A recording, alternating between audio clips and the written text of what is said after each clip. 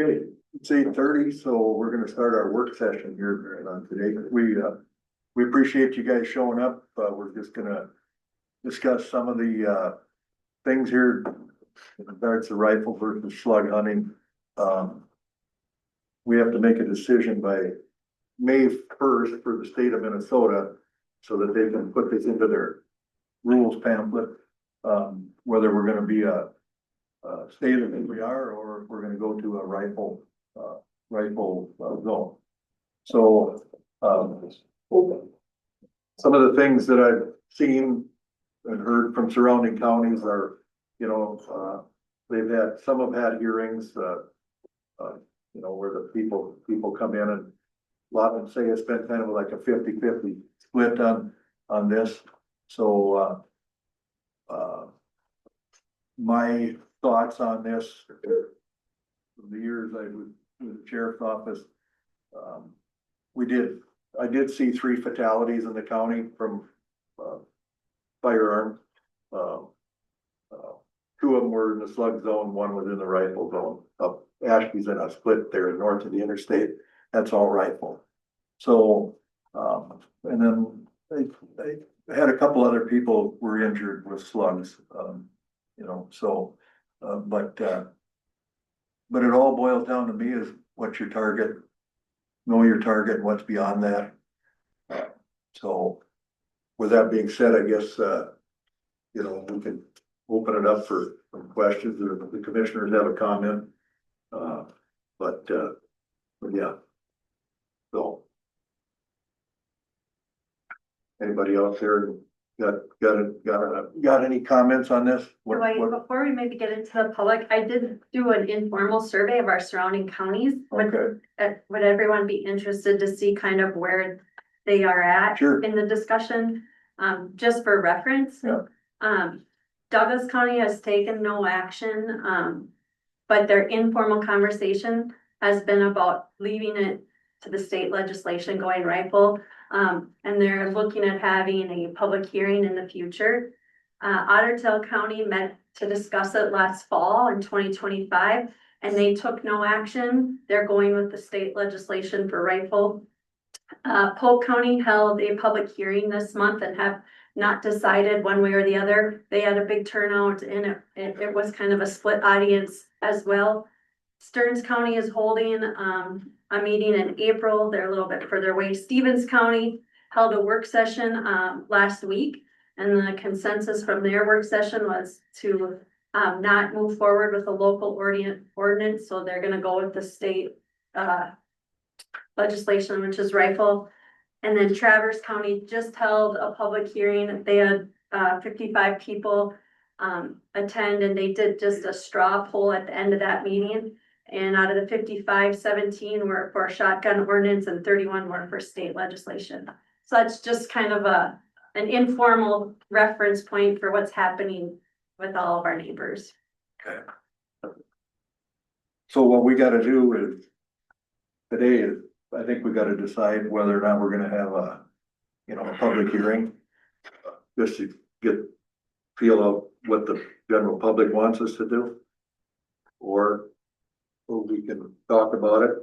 I guess if we take no action at all, then the state law would just go into effect and we wouldn't have to do it anymore. So that's kind of where we're at. I think a public hearing is definitely in order for our county. Like, our county's so different. Like, you go west of Wendell, it's just flat with a rifle. Over by Ashby, I can see a rifle being necessary up in the woods up there. But like, our county's so weird in that sense. Like, out by Wendell, by my farm, I don't want a rifle up there. I think it's terrible. People shooting out windows half mile away. I've seen it with shotgun. Great plenty. I think it's gonna be 10 times worse for the rifle. I don't know. I really do think we need public discussion. I do too.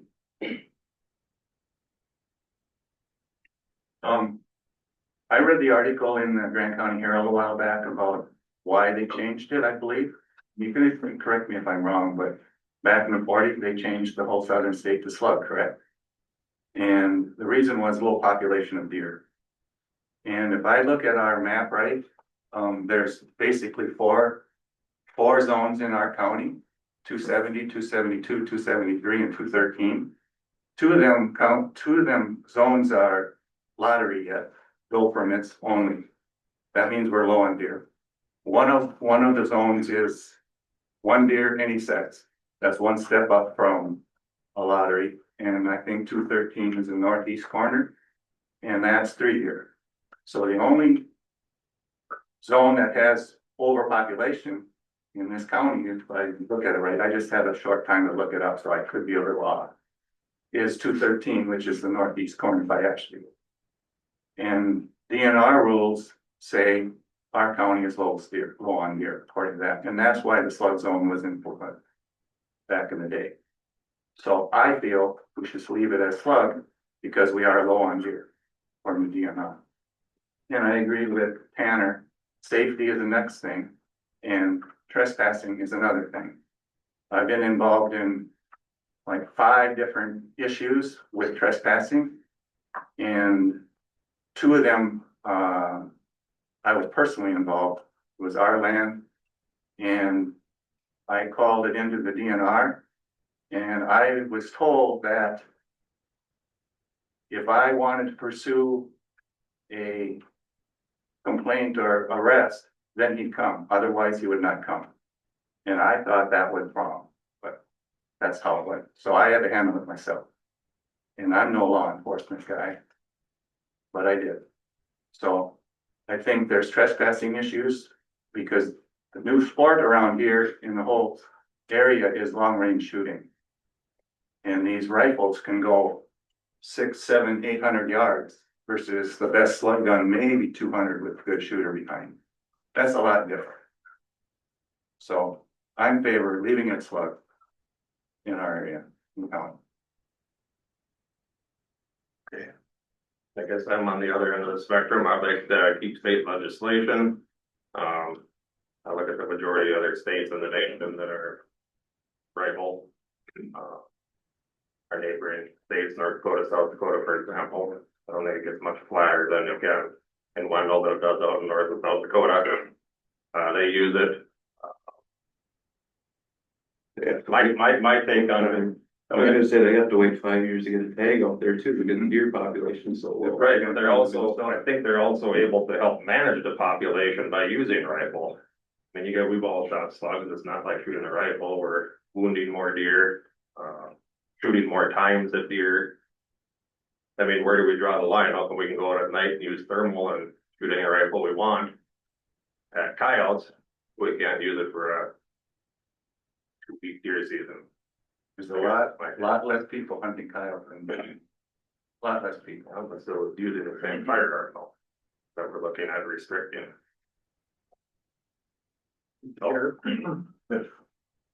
I had a hunter approach me about this and he was explaining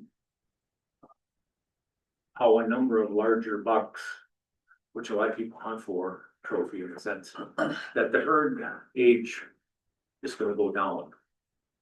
And I thought, well, that was kind of interesting because what might have been shot with a rifle is not getting shot with a shotgun in some cases, so the herd age. And so I did a little research, and one of the things that's interesting is one of the reasons the DNR did this was for chronic wasting disease control. We'll just call it CWD. You're all aware of it.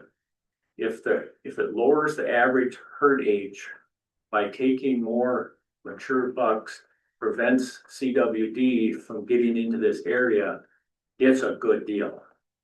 And so we sure don't want that spreading any farther. It's down in the southeast predominantly now. But if you do the research, it has a lot to do with chronic wasting and herd age.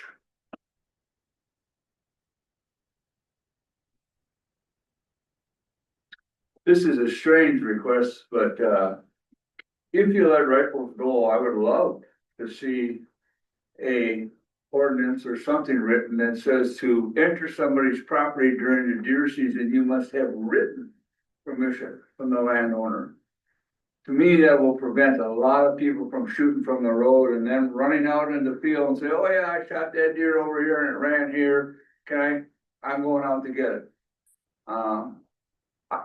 You know, nobody owns a deer. But when they raise them in your backyard and you feed them and they eat all your corn and beans and all the rest of that stuff, we like to see them shot ethically, not from the road. Now, most of you don't remember back about 20 years ago when there were so many deer you didn't dare drive your car around, okay? My son sat in the woods that was about 200 yards from the road. He had to move to the other side of the woods because of all the people coming by, shooting at deer, running from the road to the woods. Now, that was with a shotgun slug, so if you're gonna put a rifle out there, and we don't have all ethical hunters out here, I'm sorry to say that, okay? We see it every year. I know I hunt with the Foss boys here, and the number of cars that go up and down the road at 6:30 in the morning is unbelievable. And we have had some instances where there has been shots from the road on our land, neighboring land.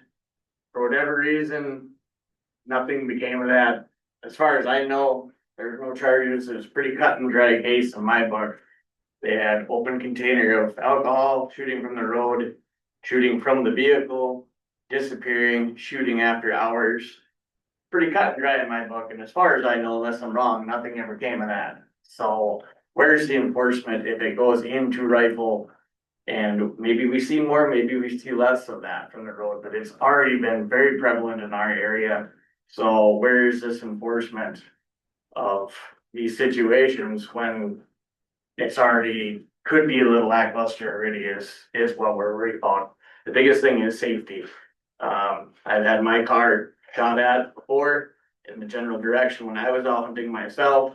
Another incident, they were shooting in an unsafe direction where we had hunters in a grove. So you're already talking shotguns there with a rifle, you could exacerbate that. But the biggest thing comes down to, if it happens, regardless of the weapon, where's the follow-up on these situations? People are held accountable, and if you're accountable for your actions and law enforcement lays down the hammer, so it doesn't happen again, regardless of the weapon involved. I'm sure our lawyer here can tell us that it's almost impossible to get a conviction on trespassing. Because they're gonna go out there and tell you your signs aren't in the right spot, they're not the right distance apart. And all that other stuff. And in fact, I think there's articles written in papers that say I can beat any trespassing violation you have.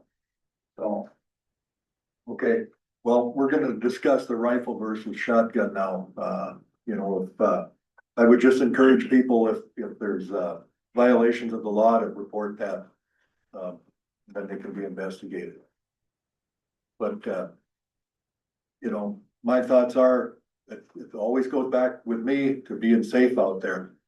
Okay, doesn't matter what kind of firearm you got, you don't wanna pull that trigger if you don't know what's beyond your target. Okay. So, Well, I've been hunting deer for over 50 years and I can't remember too many years where I haven't shot a deer. I've shot them all with slugs. So I guess where I hunt and everything, a slug is just fine with me, But I would say too, that if you gotta, there's places where we could use a rifle and shoot a little further out and it would be perfectly safe. You're shooting into a hill or something like that. But I would be concerned also sitting out in the woods where I'm at and everything, you're sitting behind the woods.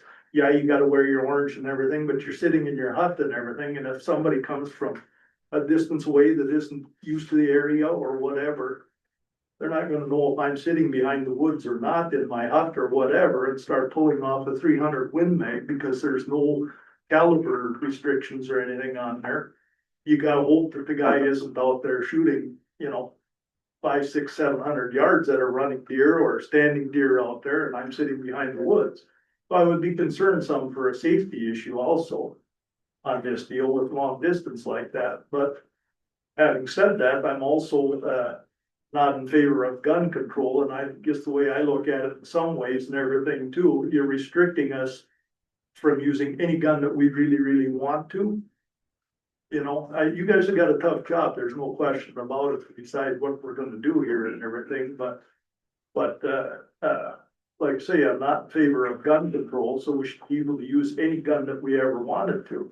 But there again, you're putting an awful lot of pressure on the hunters and everything. If they're good hunters and decent people and everything, they'll know that a 300 Win Mag isn't what you gotta use out there to take a deer. You know, and hopefully that they know what's behind them, what they're shooting into, so it doesn't go through somebody's house or whatever. But, I guess my biggest concern would be maybe the safety issue, just where we're hunting anyway. Mr. Chair, I got a question. How many of you guys got land that butts up the wetland? You know, that's, you know, you brought up a very valid point, Tanner, they can shoot at a deer on your property, and if it runs into the wildlife, they'll hunt right on the line and things like that, so, there's gonna be more of an impact of, these wildlife areas and more hunters. Just because you can use a rifle and shoot for. Another one of my concerns too is being so close to North Dakota as well. I think we're gonna get a lot of non-residents. I think it's $184 for a non-resident to come over here. Or North Dakota, if you are a resident, it takes 5 years just to get a tag. Right. So I think that's another thing that we should really think about here. How many more hunters are we gonna have in our area? What's that gonna do to our deer population?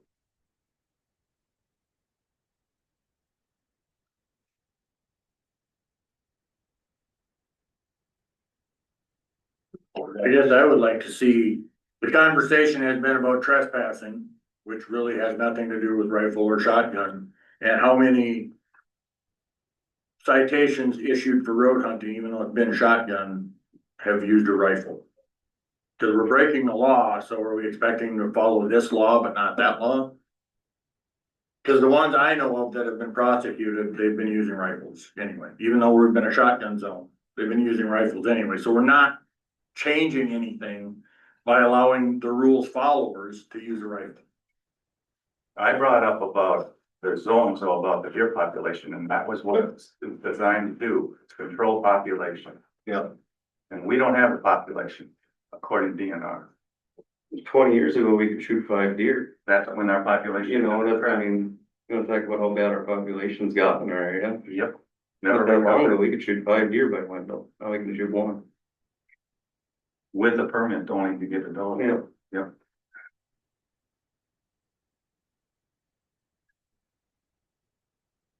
It's hard to blanket the whole state with this. It just doesn't work.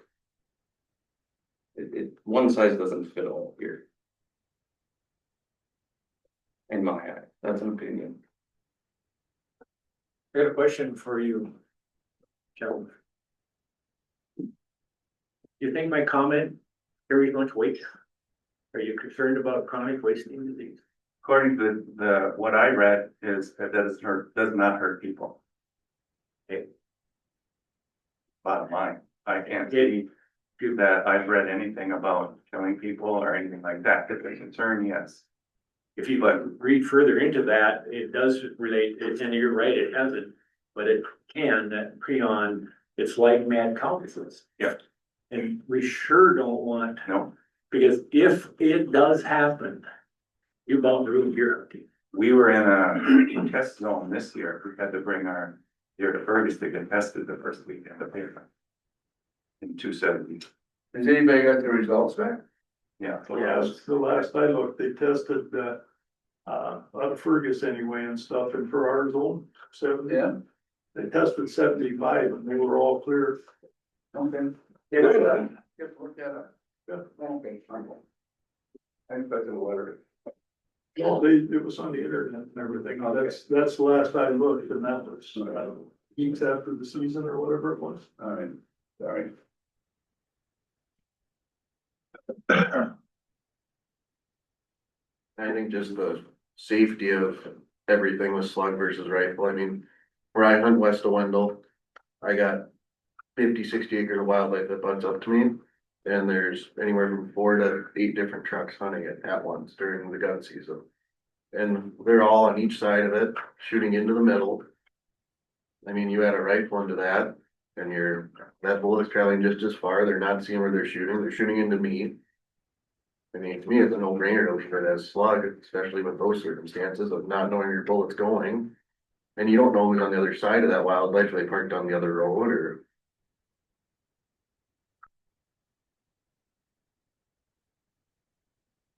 I guess I'm in the same situation. I mean, I live right next to wildlife with a ton of hunters out there. I hear the shots and I hear the volley of shots that range from 2 to 5 a lot of times. And I mean, not everybody's a great shot. Some people are great shots, right? But typically when you're shooting with a shotgun, you start rattling off with an automatic like that. You tend to start losing your target. You tend to start letting your shots fly. Where I guess with a rifle that's zeroed in, yes, you have the chance to miss, for sure you do. Your chances of missing are probably greatly reduced. With the higher accuracy rifles. Yes, I've heard shots come flying over the house and that's been with a shotgun. Know what's behind your target. Don't shoot at the crest of a hill. And whether legislation, we go with a state or a state shotgun, that ain't gonna change. People are still gonna do what they're gonna do with whatever firearm they choose to use. If they're gonna break the law, they're gonna break the law. And that's a good point, Jason, because no matter which way we go here, in the future, somebody's gonna get hurt. It's gonna happen. Because you got 400,000 deer hunters out there and, somebody's gonna get hurt in Grant County. Sometime, I hope never, but it's gonna happen. Happened 3 times when I was there. And, Well, the question is, does a rifle increase the odds of that happening versus a shotgun? I don't think so myself. Well, I think that if you're shooting at the top of a hill and that bullet will fly farther than a slug will, Right, but the people that, but people don't. the people that I seen get shot, the people that I seen get shot were anywhere from 6 yards to 100 yards. So it all boils down to gun safety, Michael, and, But we can make it safer. I mean, that's kind of what we're talking about. I mean, gun safety is definitely important. But a gun that can shoot 800 yards compared to 200, that's a vast difference on where that bullet possibly travel. I mean, that's what we're essentially talking about here, is safe. yeah, but I will say that in the state of Minnesota where there's rifle zones, I've never heard of somebody getting shot, 700-800 yards away, but it's maybe happened. Mr. Chair, I got a little tidbit, and I don't know if you guys caught up with this on your phones, but did you hear about the car that got hit on the interstate? Right over here by Alley, and they can't figure out where that round come from, but they were just driving down the interstate and all of a sudden a bullet entered their car. Yeah. You guys remember that? Probably it was on your phones, you can't, you gotta control your backdrop, but sometimes that is impossible. And you will take that shot because you're focusing on that deer, and then you wish you wouldn't have done that shot. Well, we can't have people hurt, and we can't have farm machinery that's working out here that could possibly get shot into, right? They're not just on the roads, they're out in the fields and you're scraping and late fall activities and things like that, so. This has gotta be well thought out and, there's a lot of passion in the room in my opinion. So I think we should do a town hall meeting, Mr. Chair, somewhere, wherever you decide you wanna establish it and you give us a well-rounded discussion.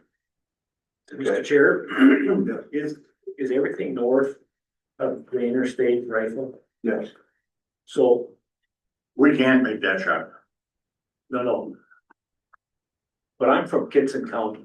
And if you look at the map, there's a thing called the Red River Valley. You follow down there, if you go east of the valley, there's a lot of woods. There's a lot of rifle hunting in the valley. And if you're not in the river bottom,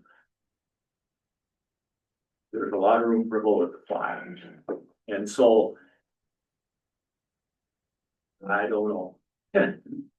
Well, I think what we gotta decide today is if we're gonna have this public hearing or not, so Doyle, what's your thoughts on public hearing versus just going to the state? Well, we definitely need to have a hearing, but on my way over this morning, I seen 400 deer between here and Herman at least. Okay. I mean, of course, there's a lot of areas, a lot of them around south of Pine Ridge Park. They're yarded up. Yeah, but I mean, some of them need to be gone because they'll be laying out in the field this fall, or this spring, I mean, come spring, so. According to DNR though, we're low on deer. Yeah, we don't get dope. Well, they better drive around a little bit, I guess. No, all we can go by is what they say. That comes back to mismanagement. So my question would be, how do they enforce the law? Say Grant County's in this little island, everyone else around us goes to state. Well, who's gonna enforce one county when there's a state officer covered in 5 counties, or name your number of counties? Who's gonna actually enforce if we do stay shotgun? That'd be my question in the whole deal. Okay, so Kenny, what's your thoughts on a public hearing? Versus, I would, say we don't need one. right? Well, before I answer that, I do wanna say that I talked to he's a senior game warden. You know him, I'm not gonna say his name. Right.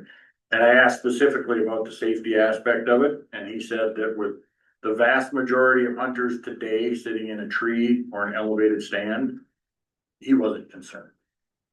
And I'm never gonna say we don't need a public hearing.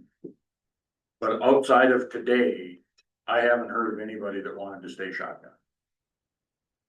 Well, I mean, if you look at this room, I'd say Ron really wanting to stay shotgun. I think that right there would say we should have a public hearing. I mean, at the end of the day, Yeah, I think. I'm kind of. Where.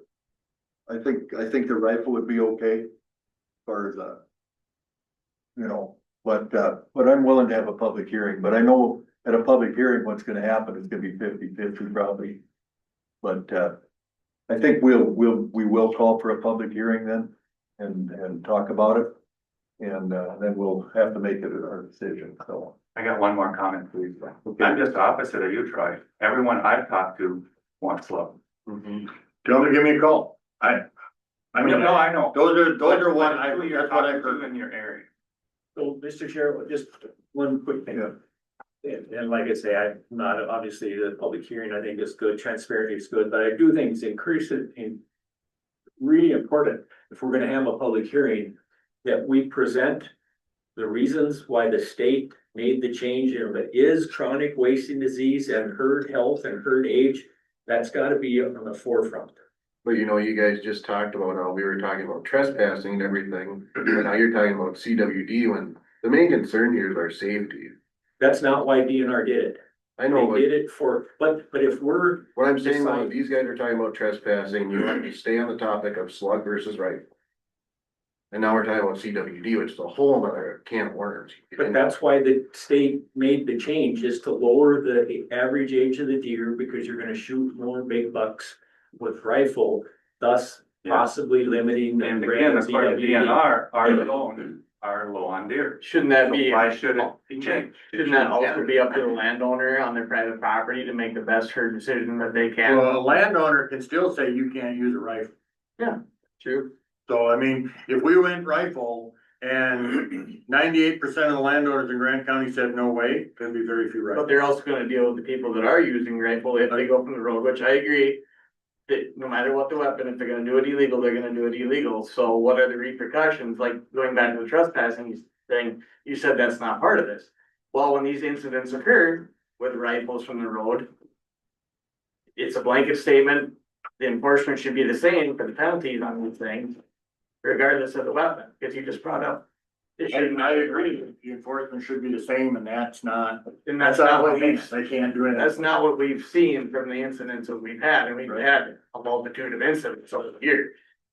Some of them also being upset about the animals taken on our land, the neighboring land, but also safety has been in there too. So we've seen in both aspects from where we're coming from too. Not just one, we've experienced both. Okay, well, I should appreciate you guys coming in, and I anticipate you'll be at our public hearing too, so. That's what we'll do then. I'll look at some dates, and we'll have a public hearing in this room here, I think, because it's gonna be a lot of people. And we'll put a notice in the paper, and we'll talk about it tomorrow. I would not guarantee it. Because if we expect a larger crowd, we maybe wanna look for somewhere to have one. Okay. Okay, That's well, my thought. yeah. All right, well, we'll figure out a location and we'll have that hearing, okay? Well, thank you for coming. Thank you. Okay, 9 o'clock, so we'll call the commissioner meeting to order. Tom, pledge of allegiance. Yes.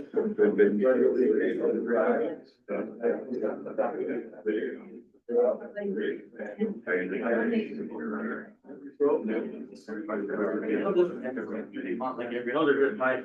Yeah, you can say it's gonna be here. You guys. Yeah, we'll, so maybe. Maybe fair.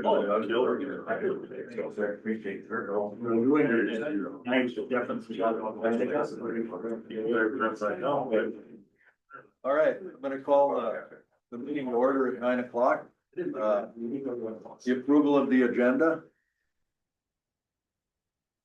If you know, the email that was sent out with the additional agenda from the highway department, that would be an agenda addition. Do we wanna, did you guys read that? Do we wanna add that to the agenda? Do we wanna wait? Mr. Chair, I'll make that motion to add that to the agenda. Okay, what was presented in our emails, along with what's existing. Okay, so do we have a second for that amendment?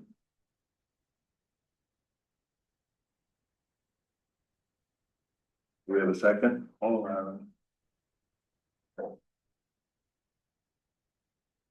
Did anyone second? Not yet. I'll second. Okay, we got a motion and a second. Any further discussion? Hearing none, all in favor? Aye. And that will be added, with the highway here then. Another chair up here. Okay, approval of meeting minutes. For a second. So. Second. Okay, we have a motion and a second to approve the meeting minutes. Any further discussion? All in favor, signify by saying aye. Aye. Okay, approval of the warrants.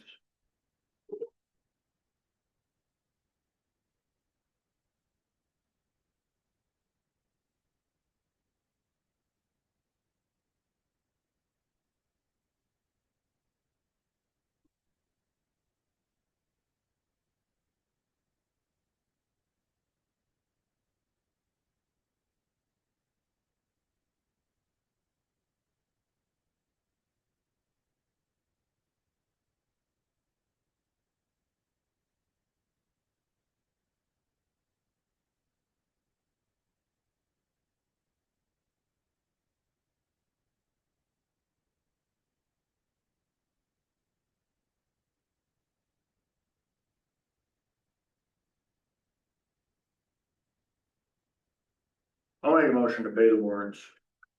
Okay, do we have a second? Second. Okay, we have a motion and a second to pay the warrants. Any further discussion? Hearing none, all in favor? Aye. Opposed? Motion carried. Okay, Matt. How we doing? Good morning, Chair, Commissioners. The first item I have here today is the certificate of final acceptance for our contract 2502 with Campbell Incorporated, which they were our 2025 traffic marking contractor. All the work's been completed on their end, all their paperwork is in. The last thing on our end is for the board to acknowledge final acceptance, and we will make final payment and close the contract out. So that's what the resolution is here for. Okay. We have a motion to accept that resolution. I will make that motion, Mr. Chair. Okay, we have a motion to accept the resolution. We have a second. Second. Okay, we have a motion and a second. Any further discussion? Hearing none, all in favor? Aye. Opposed? Motion carried. The next item I have today is the bids for the Pelican Lake Township placement up on 280th Street. Last Tuesday, we did bid the project and we got a total of 11 bidders, surprisingly. Our estimate was $130,377, and the low bidder was Joe Riley Construction, it's about $82,979, and that's about 36% below what was estimated. So we recommend awarding the contract to Joe Riley Construction. So moved. Did we have a motion to approve? We have a second? Second. Okay, we have a motion and a second to approve the bid. Any further discussion on that? Good question. Is this a sign of the times or was the engineer's estimate off or what's your thought on that? Well, the engineer's estimates tend to run right in about the middle of where they should be. But 11 bidders is quite surprising. I don't think I've seen that for decades. Part of it could be the use of projects, since there's no paving instead of gravel roads, so that's makes it quite simple for a lot of excavators.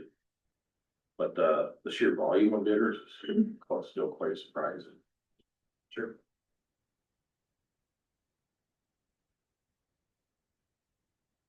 Okay, so we have a motion and a second, and we have discussed this, so, all in favor? Aye. All opposed? Motion carried. Thank you, board. Thanks, Matt. I will be gone the rest of the week for county engineer's comment. Long week. You want me to go now? Morning, gentlemen. I sent out a list of the items we'd like to purchase this year for the highway department. It does fall within our schedule of stuff that we were gonna do. It isn't with our budget also. So, we are looking at the road grader, a tack trailer, some end dump pups. Some rakes for the road graders to get the grass off the roads. Soil conditioner for a skid loader, a packer and a mower, so. Looking for a motion to approve them items. Question, so end up, do we sell or trade in what we have, or do we add, is this an addition or? Though we will be selling the two older ones we have, I think they're. I can't remember the model, they're the years, they're quite old, they're early 90s. So we'll be selling them on auction. Sure. This is not figuring any sale price, this is full, yeah, purchase price. Yeah, full purchase price. Are you working with Jamie to make sure we have cash on it? We just, Yep, I'll do that once the items show up, I'll make sure we have the cash ready to go, so. okay, cause we just we're sending out $2 million in the bill. Yeah, none of these are due right at the moment, it's just when we plan to purchase them, or that's what we'd like. Just make sure she has an estimate of when. Yep, I'll make a motion to approve this equipment list, purchase list. Okay, we have a motion, do we have a second? I'll second that. Okay, we have a motion and a second, to, approve this 2026 equipment list for highway. Any further discussion? Hearing none, all in favor? Aye. Opposed? Motion carried. alright, I do have one more thing that showed up on my desk on Friday, Towmaster reached out to me. On our schedule, the next thing to purchase is another plow truck for 2027. They already pushed back into May, possibly July, for us to get a spot to get our stuff put on the truck at that time. So what I was gonna ask is if we could get your guys' permission to go ahead and sign a contract of intent for 2027 to get our truck in there. I did get a bid from them, from Towmaster. It will be $202,000 just for the snowplow equipment on that truck. The truck will also be $161,000. So a total of $364,000 for a snowplow truck in 2027. So I would just like to be able to, I letter of intent to get the process started for 2027. And we did talk about this at the highway committee, meeting. So it's just like anything else nowadays, when you gotta order things and you don't get them for 2 years. 3 Exactly, years. and we don't have to pay for nothing until the 2027 budget. I've already clarified that with them.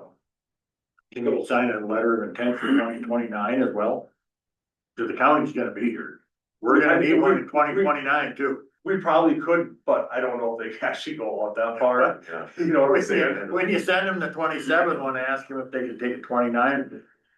I mean, they could, but they're not gonna have a price on it, I'm sure, but Well, I can ask them to see what they say. We don't need a price, but we need a spot. Yeah, Cause I mean, we can sell the spot to somebody else if the price is. exactly, that's the main thing, we wanna have our spot there, so we can keep on our rotation of trucks every other year, so. Mr. Chair, I got a question. So how many spots are open?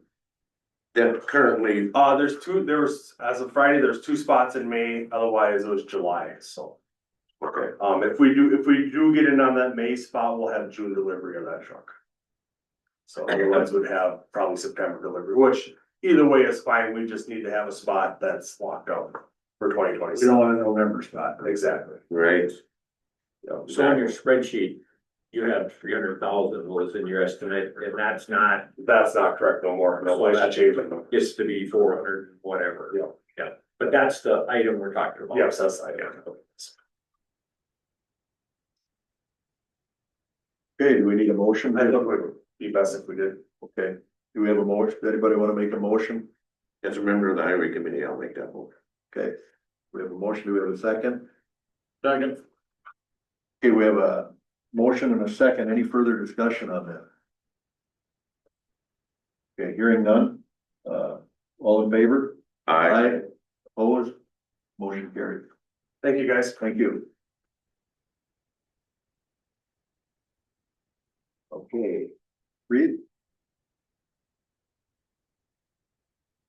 Okay. Morning. Well, I believe the first one is a conditional use permit, so. A couple months back, Otter Tail Power reached out and said, hey, we have a substation. Just outside town here, not too far, that we would like to add some solar to. Well, per the solar ordinance, what they're adding was considered a commercial use, cause they're just gonna put it up and sell it directly to the grid. So that required a conditional use permit, so what happened is they're designed and they're very tight quartered, they also had to get a variance. So they came on the 10th of December to the board of adjustment. And got their variance from the setbacks there on the side properties, which they'd already talked to the neighbors, and the neighbors were all okay with that. And then after that, the PAC or the board of adjustment approved their variance for that setback. And then we did back-to-back meetings, we just flipped and did a board of adjustment meeting, and they presented the same project to the same 5 guys plus the commissioner to do this project for commercial use. So the PAC said, yeah, that shouldn't be any issues, it's at a substation, that's actually the size of this room, it's very small actually, but based on their use, that's what they needed. So the next step in that process, after the PAC had approved it, is then to come to you guys and say, hey, here's the project, here's where it is. Do you guys wanna approve it? Do you wanna approve it with conditions? Do you wanna deny it? Those are kind of your 3 options. The PAC elected to approve it. They didn't put any conditions on it since there's really no dirt work, there's no tree clearing, there's none of those usual things we have in shoreline when we do kind of conditional uses. Well, there were conditions. Yeah, there's, make sure you have like your state permits, make sure those kind of things, but not like the usual PAC heavy ones where we really focus on those, but there's some minimum conditions, but if you guys had any additional ones you could add, but the PAC would have them, I think, thank you.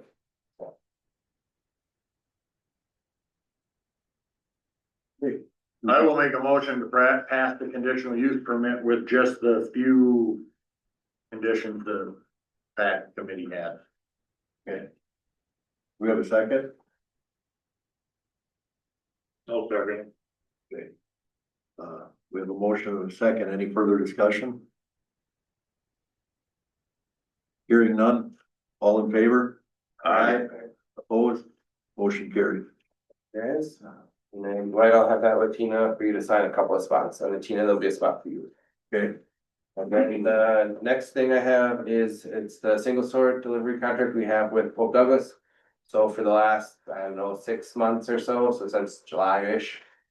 We've been hauling all of our curbside and our trailers directly to Pope Douglas. Instead of taking them from here to Stevens County and then over to Hutch. because Hope Douglas there, remember at the beginning part of 25 shut down for 3-4 months to redo their whole recycling tipping floor to make space for this single sort stuff. So they're trying to add more things to their portfolio to make things make sense. So basically right now we send all of our garbage there and all of our recycling there. So they're pretty much are taking everything from us. So what we did is they've been working through a contract with the counties and with a hauler.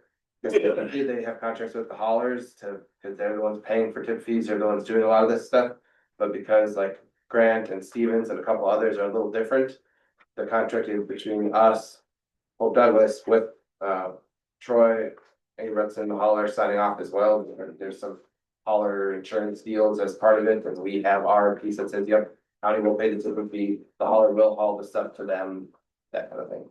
So, and Hope Douglas had some turnover, so they had intended to get this contract to us quite a while ago, and then just some things didn't go the way they're supposed to, and then it took a little while, but they finally got that here and going, so they've kind of already been taking our stuff and for the last 6 months or so.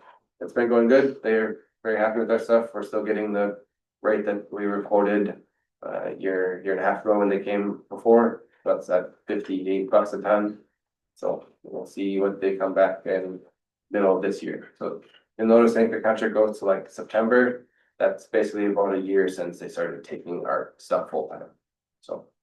Mr. Chair, I got a question. So where's that Stevens County fee? Are we done paying for that then? Currently, right now, we are still paying it on the off chance that Hope Douglas say next year jacks the rate way up because they found that they just can't make it work on what they're charging and we have to go back to Hutch. And the reason for that is there was some things between the counties that have kind of gone on the last couple of years. That the worry is if we leave Stevens County and then have to come back to a new contract, that the price will be quite a bit more. And there's talks too on their end, not just from that, hey, right now we're really only paying for recycling space. But a lot of our demo also goes to them for no different cost, no additional cost, no nothing. We're not paying anything extra for that. So there's talks of there being a fee there, but right now we're kind of locked into a pretty cheap in the relative term fee per month for that, so. We're continuing to pay it until we get a new price from Polk Douglas. Because if we get a new price for the recycling from Polk Douglas that is outlandish, we'll have to start sending back to Hutchinson. So we're hedging our bet that we wanna see what that price is before we commit. That makes sense. Kind of a little insurance policy. Makes sense. Correct. Yeah. Okay. Hearing that, then, do we have a motion? I'll make a motion to sign the single sort recycling delivery and processing contract with Polk Douglas. Okay, do we have a second? Second. Okay, we have a motion and a second. Any further discussion on this? Hearing none, I'll call for the question. All in favor? Aye. Opposed? Motion carried. Excellent. Thank you. Again, Mr. Chair, I got one more thing. I'd like to congratulate Reed and his family on the first baby of the year in Grant County, and Thank you. Congratulations, Reed. Congratulations.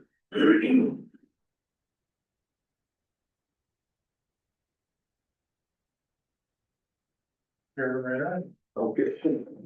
And speed time. Yeah. Me next? All right, Go for it. right next? Before Maya starts, I'm gonna have to leave here at 9:30 because I got a funeral for a friend I gotta go to. So Commissioner LaValle will take my spot at 9:30. All right, well, I'm gonna get done before 9:30 then. Yeah. Just quickly, I'll send this picture around, but this is our, we have a boiler in this building that has a exhaust manifold that runs through the condensate area of the boiler, and it is wore out already. And so it needs to be replaced, so because it has a $9,800 price tag with it, I said I better come here and talk to you guys about it just to make sure everybody's on the same page, but essentially that replaces the piece, and then there's also some neutralizer pellets that are in the boiler itself that they will replace on both boilers in that process. That apparently they break down over time and then they can help to exacerbate this pitting and deterioration of these manifolds, so, yeah, that was our train inspection that we get done yearly with our contract, uncovered that, so. That is my item. So should the neutralizer be replaced more often? Because that's 8 Yeah. years old, that should be. So that was the next thing he said, well, they should be replaced yearly, and I said, well, you guys do the service on it, do you replace those? Well, that's not part of our contract, so. I'm just learning of these pellets now, but that'll be something that we'll have to monitor now. Going forward, that these pellets are replaced on a yearly basis. They do check and service, and if they get deteriorated, they clean them out. But he said they hadn't been replacing the pellets, so. I'm not sure. Is there a test they can just do in the water to see if they're still functional? I think it's all part of their when they do their inspection, they gotta go in and check all these things, so my understanding is they can tell if they're deteriorated or not. They just hadn't been replacing them, so again, I talked to him this morning and he just said that they would get replaced now, and I said, well, have you been replacing them, or is this the first time in 8 years they've been replaced? He said, well, I think it's the first time they've been replaced, so. But it's not part of that service contract, so anyway, I gotta get to the bottom of that, but we will make sure that going forward, those pellets are replaced. Is that something we can do? That part, I just talked to him a half hour ago, and I don't know the ins and outs of that yet, but we'll get that figured out so that we're not 8 years down the road. So those pellets, do they neutralize the water? Is that the That's intent? my understanding, the condensate portion of that, they help get rid of some of that, so when they deteriorate, then that water can sit and. It ain't costing. Yeah, so, again, I get a little learning to do on that piece, but at least now we can look at it. I said, well, what happens next month when the other one, there's 2 boilers there, so. He said, well, we can't, some of them will go 20 years and we won't have this problem, and then some will, go 8 and you gotta replace it, so. So if we had been doing the pellets, would that have prevented the $9,800? I can't answer that. I'm not sure. Because the other one's not, that's what, my point is that he said some of them will go a long time and, he said he's never had to make this replacement before. That part I don't know about, so he didn't have any more information on that than what he gave me. So. Again, I might come back next month and say the other one has to be, I don't know that, but in that'll make it another 10 years before we gotta do anything, so. But there is pellets in this one that's working properly that probably. There still actually is in both of them, they're just at a deteriorated level to where he said when they do this replacement, they'll make sure that they're replaced in there and everything's where it's supposed to be. So So is there a test? How do we know they're deteriorating and we're heading for a $10,000? well, they do their annual inspection on the system.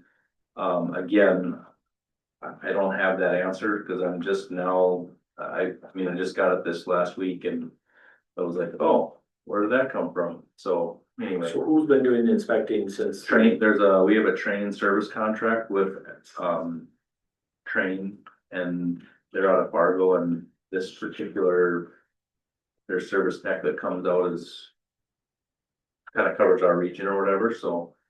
What I was getting at is, if we had a contract and a part of the contract was to check the pellets or the whatever to prevent this event. They're saying it's not in their contract to replace it, it's not in their contract to check it. Because there's quite a bit of difference. Yeah, again, I need to get to the bottom of those questions, and I don't have all that information. I just know, I asked that, I said, well, you do this yearly or? Well, it's not really part of our service contract, so again, I gotta get to the bottom of what that is, and if it is something that should be replaced annually, why is it not? And, it's not like if you're doing air filters, you don't just leave this air filter out because it's not in our that's, again, I don't know those answers yet, but we'll figure them out. It should all be wrapped up into a service agreement. Yep. So. Again, but he said it'd probably be a couple weeks to get the parts and get a date scheduled to repair it, but that's what I got for you. Gotta be fixed, yeah, and then if it's not working, you gotta fix it. Yeah.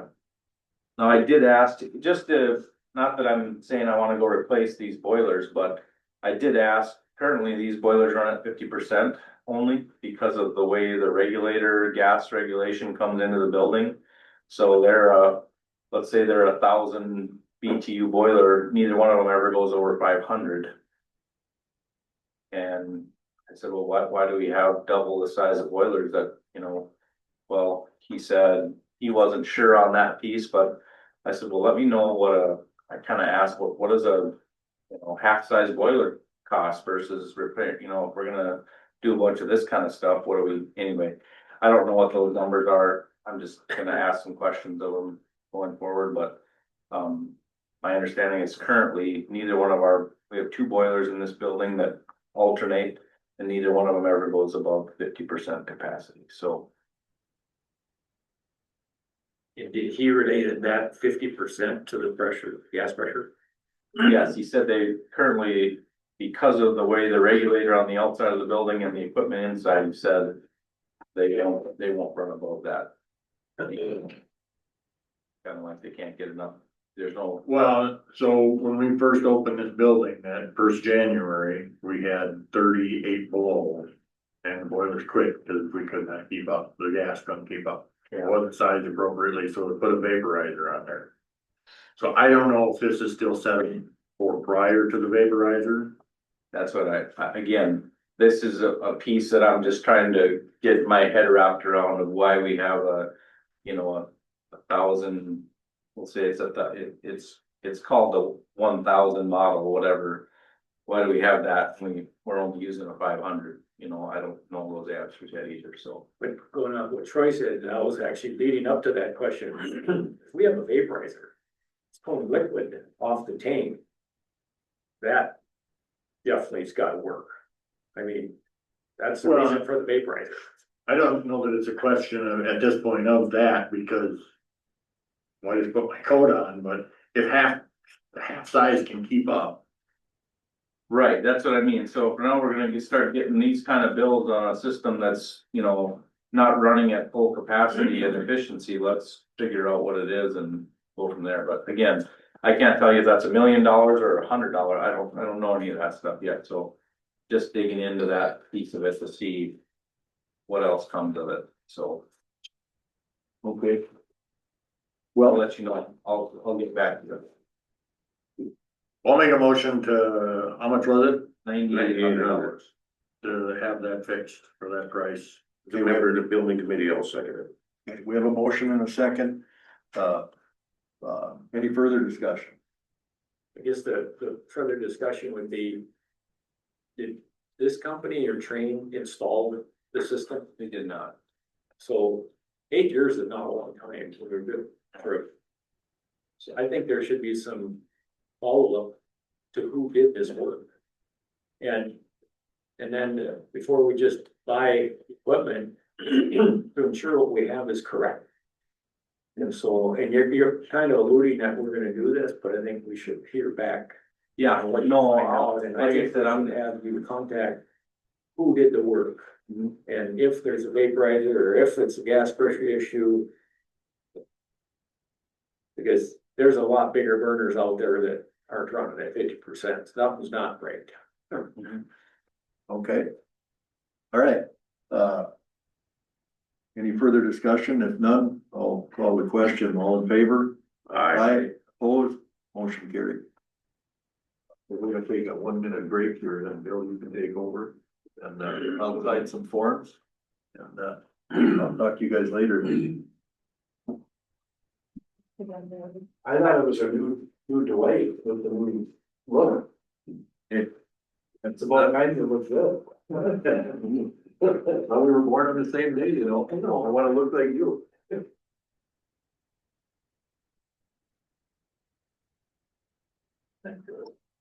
All right, Ashley, you can go ahead with what you got on the agenda here.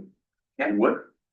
So the first thing I have is, regarding the deputy assessor. So currently we are actively, searching for a deputy assessor.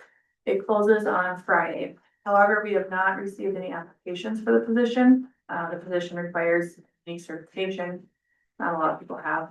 And so just for the essence of time, I'm coming to the board today, to get approval that if in the event we do not get any applications, we are looking to get the old job description that was reclassified in June of 2025 back to active, so we can try advertising in that job description, which takes a few job duties away and also takes away the deputy assessor going out to the appraise.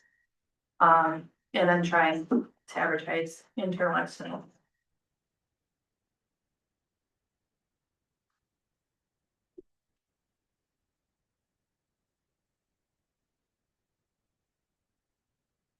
If we receive an application by Friday that is qualified, then we'll keep going, but it'd be in the event we don't receive any.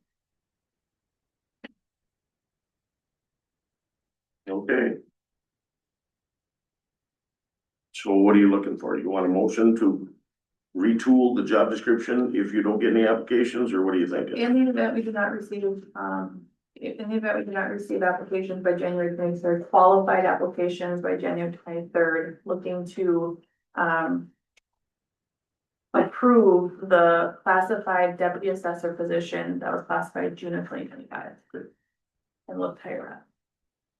You ready for motion, Tina? I'll make that motion. Got a motion on the floor, looking for a second. Second. Motion is second. Any other discussion? Yeah, I got a question. So do we figure that changing the application back to the original, that we will get more applicants? So what's this? We're taking. What was the reason we didn't get any compared to what we're looking at? Well, we're trying things. Okay. We're experimenting. So we went to a True County, I don't know, 5 years ago, let's say, and we hadn't retooled positions in that office since then. Okay. So we tried to retool and set up the way the vision was that it was gonna operate. Didn't seem to work out, so we'll go back to the way it was and see how that was. Okay, that makes sense. And the department head, meaning the assessors, all on board with this? Yes. Thank you. Okay. There is a motion and a second. Are we done with discussion? All in favor of said motion, signify by saying aye. Aye. Opposed? Carried. All right, the next thing I have is finance technician. So we had previously looked to hire the position. We did not find anybody that had the specific qualifications we were looking for in the position. However, we have a financial technician in the position now, one of them, that is still being trained, still, paying Jamie's attention on the training process. And so right now, instead of hiring a full-time, we're looking to hire a temporary part-time. To get somebody potentially, that maybe has the experience that could do some of the duties without having to be as much trained in, so then Jamie can focus on the training and get through her busy time. With everything going on, and then relook at, advertising and hiring at a later date. So this position, there's a number of days they can work, 67. so. And the treasurer has been made aware that this person cannot work more days than that. So it's truly just to get us through the upcoming tax season, and after that, we'll try to rehire. Cause even if we hired someone at this point to get the training done for tax season, just gets to be. You said 67? Yes. Otherwise, they're then benefit eligible. So you're gonna say, is that a random number or is that significant? Yep, then they're benefit eligible. Okay. I didn't say it just because I wanted to say it. I was gonna say, I'm just catching on. Who invited you? I'm looking for a motion to hire.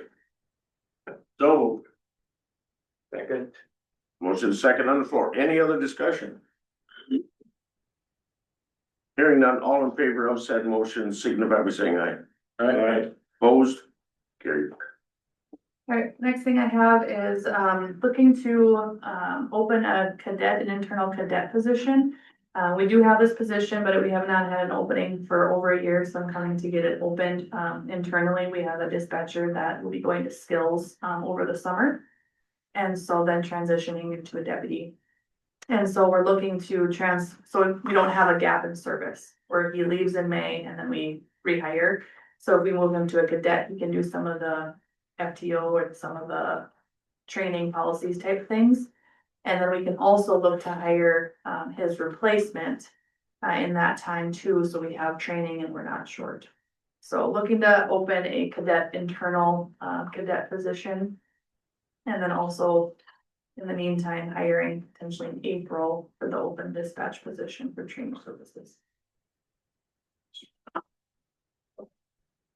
That's truly what this position was made for, is a scenario like this, so I'll make the motion to open the cadet position. Motion on the floor, I'll second and a motion is second. Any other discussion? Okay, I got a question. Is this gonna be coming out of the sheriff's budget? 100%? There's no dollars that are, you know what I mean, like state or any kind of outside revenue? No, that, there was no grants applied for Okay. this. This is truly just, this individual will have graduated, I believe. Then they just have to get their skills done. So that, I mean, that's what the cadet position was created for, someone who's done with school but hasn't done the skills. Okay. I think where you're headed is, no, you would have had to have applied for these positions to get the money, and we never did that. This is just a dispatcher who finished school that wants to. Okay, motion is second on the floor. All in favor of said motion signify by saying aye. Aye. Opposed? Carried. Alright, so the next thing I have is MOA for Teamsters. So when the union contract was approved, the Teamsters contract, it was agreed upon that overtime happens after 8 hours. However, our building maintenance worker currently has the flexibility with the needs of the building to come early, leave early, come in later, work later, things like that. And so that really doesn't work out for this position. And in talking with Maya and talking with this individual, he does like the flexibility. So I did talk to the union about creating an MOA or an agreement of some sort to allow that flexibility. So the MOA is just identifying that he does not follow the overtime after 8, he would follow the overtime after 40 to allow that flexibility to come The in. MOA said after 80. Yeah. it's Or 80, yeah, after 80. Either way, I'm fine with it. It's just, So the one I have says 40, I must have changed it where it was said. So, yeah, so. which one are we doing? We'll do 40. I think we're due 40. Okay. So essentially, we comes in at 4 o'clock today, we move snow. Well, then he has to leave at noon. If he can stay till 2, maybe he can leave a different day or, like he just has that flexibility where there's no other position that needs that flexibility to do those things. So really it has to do with ton with snow removal and making sure that we're not paying overtime for him to, we're gonna pay some overtime in snow removal regardless, just because we don't know when it's all gonna come, but if we can float that schedule, so that he can do the things he needs to do in the off hours and put them together versus saying, okay, today I can work 7 hours because I worked, 14 yesterday, whatever that is. So anyway, just flexibility. And then- Some of us that were against the over 8, this is a prime example why. So this will just be only for the building maintenance worker this one. And I'll ask that question now, when he is gone, you're gonna be around, so at least we have one employee. Yeah. For, facility maintenance if We've kind of something set our comes up. calendar up so that I know what days he needs and he knew like the last 2 weeks that I was gonna be gone, so. Yep. Yeah. Now, we gotta one around just for dress things that pop up. Who And if knows? neither one of us is around, Tina will be here, so. Oh. Okay. It was good on the John Deere. Okay. Well, I'm looking for a motion. So move. Motion on the floor, Second. and the motion is second. Any other discussion? Hearing none, all in favor of said motion, signify by saying aye. Aye. Opposed? Carried. Alright, the last thing I have is, so when we did the wage study and the board approved the final wage, the intent of course was to not have anybody go backwards in pay or decrease in pay. And so when the wage study was approved, they approved for the auditor to be at a step 13, which his wage is above and beyond the scale. And so he would then, at that, with the board, what the board approved then was a decrease. So I'm here today to adjust that, to freeze his 12/31/2025 wage until the scale catches up. Retro back to January 1. So moved. Motion on the floor. Looking for a second. Also gonna. In a second. Any other discussion? Is there any other discussion? Hearing none, all in favor of said motion, signify by saying aye. Aye. Opposed? Carried. That's all I have. Thank you.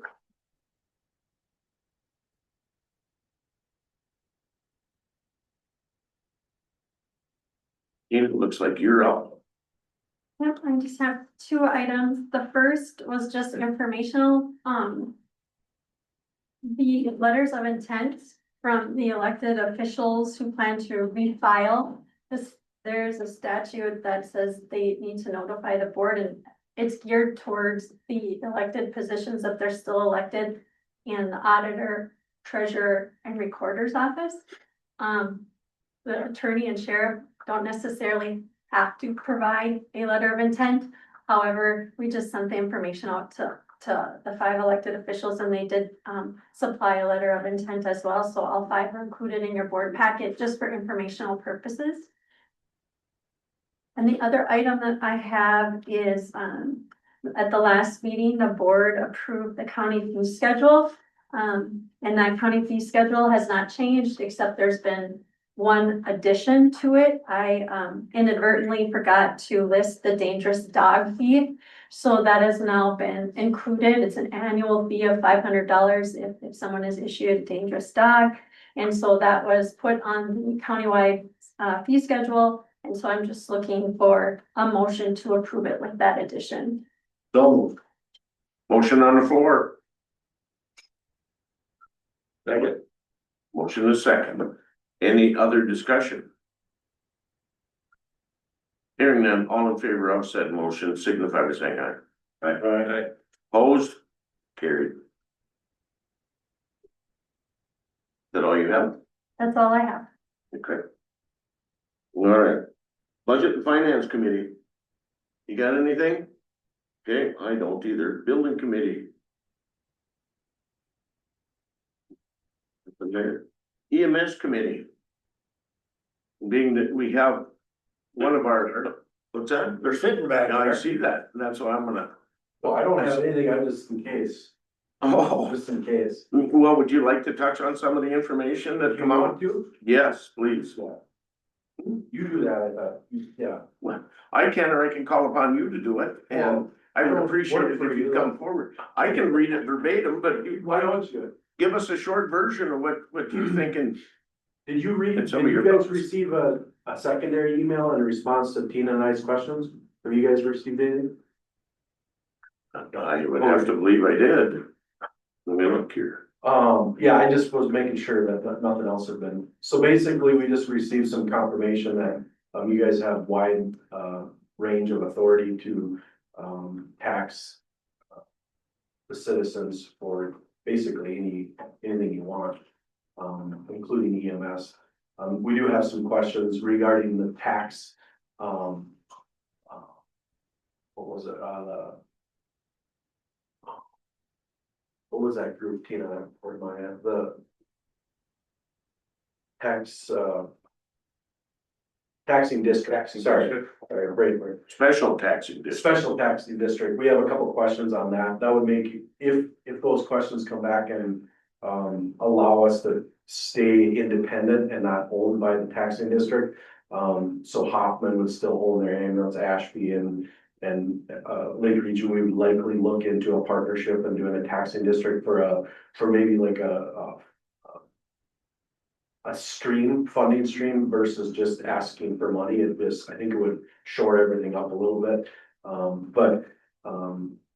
Me talking on behalf of just Lake Region, thank you guys for the continued support. I don't think there's a whole lot of boards working with their current EMS providers in their area like you guys are. And people around us are watching us and looking at us. And things are moving forward. I think this is a really, really good plan that we have moving forward and how to keep these organizations whole and keep the cost of EMS down at a relatively low price. So can't thank you guys enough for your support and moving forward with some of these projects. And I think just a little bit more background, what Eric's alluding to and Bill, so Senator Rasmussen has been a part of the conversation around the state pilot project, as well as what we're trying to kind of right now brainstorm on how Grant County can continue the program in the future once the state pilot has ended. So we reached out to Senator Rasmussen with a bunch of questions, and his legal team is looking into some of those questions. The committee itself hasn't met. There's no like hard detailed plan in place. We're just researching information so we can meet and put some thoughts on paper about, you know, the future and what it might look like after the state pilot project sunsets. So this is all just information gathering, utilizing the resource with Senator Rasmussen's legal team on some of these questions on what levy dollars could be used for. And Chad, our county auditor, was invited to our last committee meeting, and we'll, you know, keep inviting him to make sure everybody's on the same page. No decisions have been made or anything like that. It's just information gathering, trying to be proactive and look at potential solutions again for the future when that state pilot project sunsets. Special taxing district, are we talking about an intra-county or inter-county? And that's, like Tina said, there's just, ideas out there. We're talking about things. How would this best form? Is this something that, you know, I don't know if the city of Hoffman would want to join in or Lake Region. The talk that I feel that's potentially, if it's legal, would be a great asset to our EMS community and our community. There's other things that would improve, if we move into, you know, Otter Tail County and Douglas County with Ashby and Hoffman. It's a ways out there yet. I mean, we're talking 27, 28, 29 maybe. Just trying to get all the information together. The group of us has lots of questions and ideas of, you know, once this sunsets, how do we continue offering that high level of care to the communities? And that's basically where we're at. But you're not talking about setting up a special taxing district that's solely within Grant County? Not at this point, no. That's just options and we're getting legal clarification if it's even doable. And yeah, so there's no decisions being made. If you have Senator Rasmussen in there, if it's not doable, I mean, they don't have to reinvent the wheel. Right. Watersheds are already doing it. Right. So basically what I wanted and what a few others, I shouldn't talk for others, but is make sure that we have the right legal team telling us if this is feasible, what can we can't do, like basically. I think the biggest thing that I've heard in all these conversations is a lot of times you guys are gonna get information from different counties and different entities. And they're gonna tell you what their failing service is doing to run a service. And that's not what we want, right? We wanna figure out what worked for us and what works, not, well, this is what we're doing and we're really struggling to get people, you know, that's not what we want. We don't wanna go off of what's failing. We wanna figure out what can work for us and we have a model currently that is working for us and we wanna continue that. and we just wanna make sure everything's done right, but I've heard a lot from people from different, well, this is what we're doing, and it's not doing, you know, these people aren't doing well, or this is how they do it. I'm like, well, they can't seem to make call, you know, they're calling for backup. We don't want, you know, we don't want that issue here. We want our stuff to work, so just don't get tied into listening to somebody tell you that you should run it like a failing service. That's not what we want. Again, as a member of the EMS committee, we gotta get ahead of these because we don't know where the sprint car program is headed and whether we can even keep these vehicles. And so there's a lot of unanswered questions, let alone, you know, the special taxing district and then taxing townships outside of our, you know, on our county level here. So again, you know, I think with Senator Rasmussen involved and things like that, I think we can get some well-rounded discussion and movement down at the state level. And I think this is, you know, I read articles and talk to other leaders across the country about where EMS is going. Everybody's struggling, workforces and things like that. But nobody really has a good plan, and I think where we're at today is we're starting to work on plans before all of a sudden the system breaks down. And that's the last place you wanna be is our system broke and now we gotta refix it. If we're small enough that we can shift and do things on a quick basis, but we have to have a bunch of people involved and have that same vision moving forward, and I think we're at that. I don't think the county's board members are working closely enough with other entities like you guys are.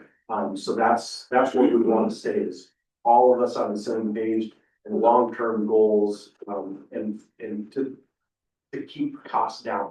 Because all of a sudden, if things break down and then you start with the finances, it's gonna be a huge amount to get that to where it needs to be. We just keep chipping away and understanding the needs and not the wants, we'll be okay. Thank you, appreciate that. Anybody got anything else there? I don't, I'm done. How about personnel? Everything we've met about has been brought to the board. We've got some stuff to meet about, but we haven't met about it yet. Okay.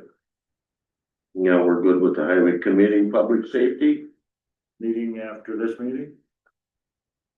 okay. Solid waste. We just passed what we. That's what we've got. just talked about. Okay, strategic planning, Haven't met for a while. okay. Horizon Public Health. Well, that looks like you're Or for, at the last meeting. okay. And Western Prairie Human Services. So we did, pass that $15,000 for a consultant for that divine. Yeah. Through Western Prairie. We do anything else? I think so. Traverse Steel is on board with this.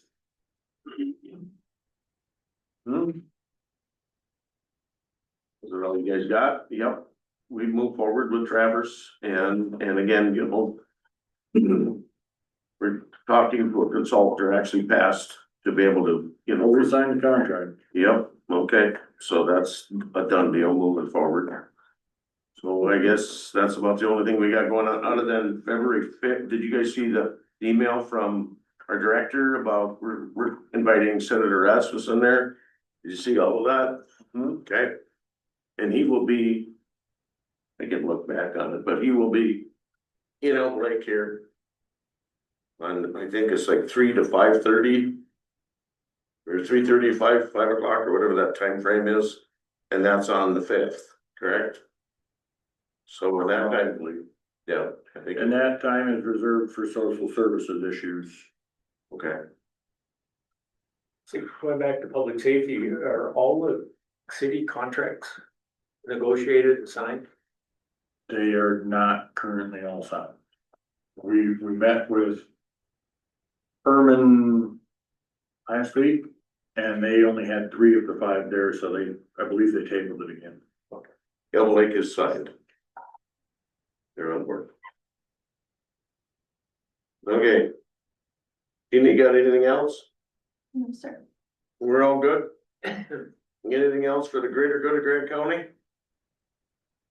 Hearing none, I'll adjourn at 9:50. What, 4? I know what that is. Thank you.